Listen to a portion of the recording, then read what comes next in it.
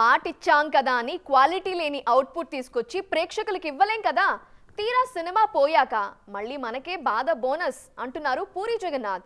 అందుకే కెరీర్లో తొలిసారి ఆయన రాసుకున్న శాసనాల గ్రంథంలో మాట తప్పుతున్నారు. చెప్పిన డేట్కి సినిమా పూర్తి చేయలేక వాయిదా వేస్తున్నారు. మరి డబుల్ స్మార్ట్ కొత్త రిలీజ్ డేట్ ఎప్పుడు?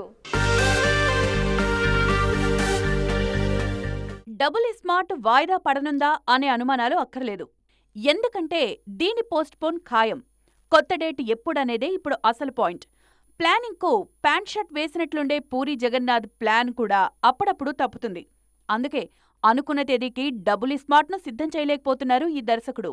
డెడ్లైన్ అందుకోలేక కొత్త డేట్ చూసుకున్నారు. డబుల్ స్మార్ట్ షూటింగ్ ఇంకా నెల రోజుల వరకు బ్యాలెన్స్ ఉండిపోయింది.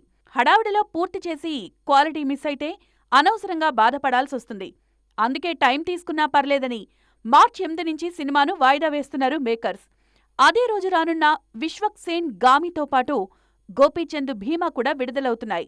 షూటింగ్ పూర్తయిన పాన్ ఇండియన్ సినిమా కాబట్టి ప్రమోషన్స్ కోసమే ఎక్కువ టైం కావాలి. లైగర్ రేంజ్ ప్రమోషన్స్ చేయాలంటే కనీసం నెల కంపల్సరీ. పైగా ఆ డిజాస్టర్కు డబుల్ స్మార్ట్తో సమాధానమివ్వాలనే కసితో ఉన్నారు పూరి. మరోవైపు రామ్ కూడా స్కందతో డిసప్పాయింట్ చేశారు. అందుకే జూన్ 14న డబుల్ స్మార్ట్ విడుదల ప్లాన్ చేస్తున్నారు. అప్పుడైతే అన్నింటికీ వీలుగా ఉంటుందని భావిస్తున్నారు పూరి.